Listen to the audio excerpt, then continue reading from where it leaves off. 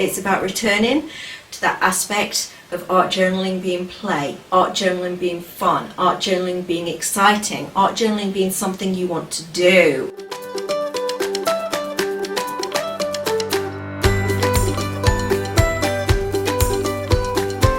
This class is all about hacks, I suppose, for making your art journaling easier, daily, stress-free, fun.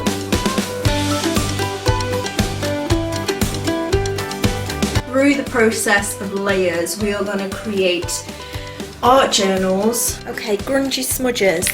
This might be one of my favourite, in fact I think it is the favourite step I have through the whole of this process. This you can do with a mixture of 4 to 5 different medias, but we do have an extra secret ingredient in it. There is 2 ways to make journals in this class. First of all, we're going to make the Minuteness journals, then we're going to make a big kind of like compendium of all of the Minuteness journals together.